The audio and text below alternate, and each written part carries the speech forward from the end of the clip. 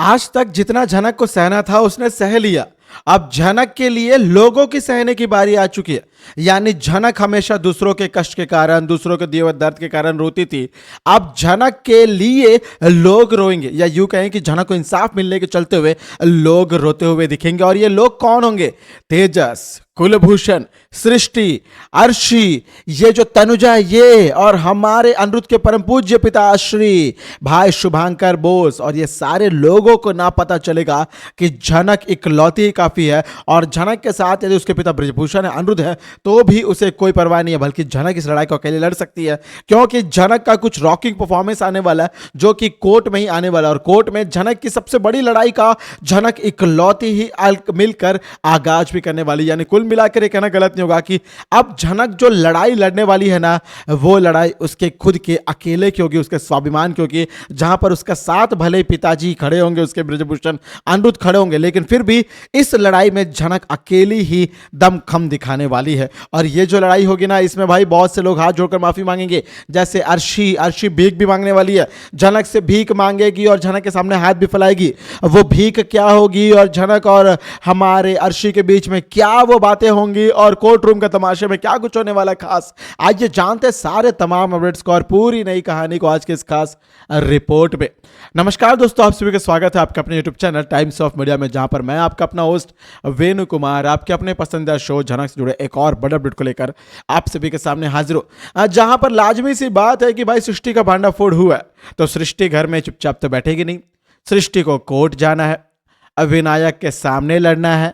और यकीन मानिए सृष्टि के पास कोई पैसे नहीं है कि वो बड़े से बड़ा वकील हायर कर सके। विनायक के पास बहुत पैसा है, वो कुछ भी कर सकते हैं। लेकिन सृष्टि की खुशकिस्मती देखिए, ना जाने ही सही बेईमानी से रिश्ते तो ईमानदारी से निभाए थे उसने अर्शी के ससुराल वालों से। और अर्शी के ससुराल वाले पहले ही से जनक से नफरत करते हैं। तो इसका भी फायदा किसको मिला? हमारे सृष्टि महाजनों को मिला।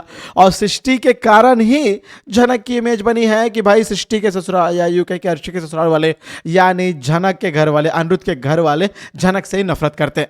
लेकिन कोई बात नहीं, जनक से नफरत करो या जनक से प्यार करो, नाम तो तुम्हारे लबों पर जनक का ही आता है। और इसी के लिए अब जनक से केस लड़ने के लिए, जनक के अगेंस्ट में लड़ने के लिए सृष्टि मुखर्जी को मिल चुके हैं शुभांकर बोस के रूप में एक नए बेईमान फटीचर, या मैं यूं कहूं कि भाई एक फर्जी लॉयर। क्योंकि ये लॉयर के अंदर बहुत ताकत है। अब मैं फर्जी बोल रहा हूं, आप लोग बोल रहे हैं ताकत क्यों है? क्योंकि भाई फर्जी वाला जो आदमी होता है ना, वो झूठ बात को सच साबित कर सकता है। इसमें उसने मैं पीएचडी करके रखी है। और शुभांकर बोस की कहानी भी कुछ ऐसी है। भाई शुभांकर बोस ने निभाया, किसी न किसी से कुछ छीना ही है। सृष्टि जैसी उसकी कहानी है। तो सृष्टि के ऊपर गुजर रहा दर्द, सृष्टि के जो ये दिन चल रहे हैं ना, ये सारी चीज़ों को हमारा शुभांकर बोस बखूबी देख सकता है, जान सकता है, पहचान सकता है। और शुभांकर बोस को इस बात का डर भी है कि कहीं इन फ्यूचर ऐसी ही कुछ कहानी उसकी भी ना घट जाए। कोई बात नहीं, उसकी कहानी भी आएगी, कुछ दिन रुक जाइए, शुभांकर बोस का भी भांडा फोड़ होगा। लेकिन फिलहाल यदि सृष्टि का भांडा फोड़ हुआ है, तो सृष्टि को अपने लिए लड़ना होगा। सृष्टि मोहतरमा लड़ना चाहती है, लेकिन सृष्टि मोहतरमा एक बार देखिए कि आपके खिलाफ कौन खड़ा है। आपकी अपनी बेटी जनक, जिसे आपने मरने के लिए छोड़ दिया था। आपके अपने पति, जिसे 25 साल से धोखा दे रही थी। आपकी अपनी बेटी अर्शी, जिसके लिए आपने जनक को मारा, जिसके घर बसाने के लिए आपने लोगों की जिंदगी उजाड़ दी। आपके खिलाफ कौन खड़े? आपके ब्रजभूषण, आपके पहले पति, जिनकी वजह से आपको डांस मिला और जो कुछ थोड़े मोड़े पैसा कमा रही है, वो सब कुछ मिला। तो कुल मिला के अब सृष्टि मुखर्जी तुम्हारे साथ जो भी खड़े हैं ना, ये जो शुभांकर बोस, तनुजा, बिपाशा, लाल, ये सारे खोखले लोग हैं। खोखले लोगों की भीड़ को लेकर चलोगी तो मुझे लगता है कि तुम्हारी लड़ाई भी खोखली हो जाएगी। लड़ना तो दूर की बात है, किसी के सामने डट कर खड़े नहीं हो पाओगे सृष्टि मुखर्जी, ये बात याद रखना। कोई बात नहीं, सृष्टि को क्या फर्क पड़ता है? सृष्टि को केस नहीं लड़ना है। सृष्टि को सिर्फ और सिर्फ विनायक के अगेंस्ट में खड़ा होना, उसे दिखाना है कि वो गलत नहीं है, वो बहुत अच्छी है, उसके साथ जो भी धोखा है, विनायक को जो कहानी पता चली वो सब धोखा है। अरे भाई, विनायक खुद चाहता है कि सब कुछ धोखा हो, एक गलत हो। क्योंकि एक पति यही तो चाहेगा कि मेरी पत्नी ने मुझे कभी धोखा नहीं दिया हो। यदि मैं ऐसा सोच रहा हूं तो मैं गलत हूं, यही तो सोचेगा पति। लेकिन यदि एक पति को ये बात पता है कि भाई ये पत्नी फर्जी पत्नी है, कुछ भी करके मुझे धोखा ही दे रही है, तो इसके साथ कौन रहना चाहेगा?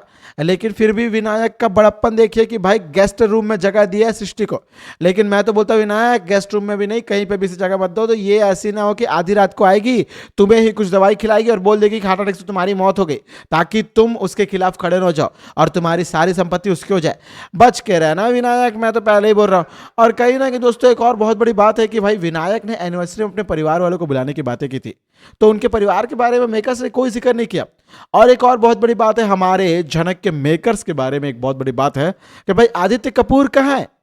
झनक जिंदा है, झनक की लड़ाई चल रही है, झनक के साथ खड़े रहने के वादे किए हैं आदित्य कपूर ने, तो आदित्य कपूर कहाँ है? भाई मेकर्स आप लोग से सवाल है कि आदित्य कपूर के रोल को आप लोग भूल गए? देखो भाई, सबसे पहले तो ये बात है कि झनक के सेट पर ना जो एक्टर सामने दिखते हैं मुझे लगता है उन्हें याद किया जाता है, जिन्हें भूल जाता है वो भाड़ में गए।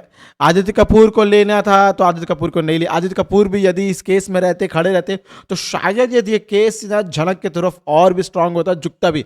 लेकिन कोई बात नहीं, हमारे प्रोड्यूसर मेकर साहब शायद एक साथ सभी को कास्ट नहीं कर पा रहे होंगे, ऐसा कुछ हो सकता होगा, या करना नहीं चाहते होंगे।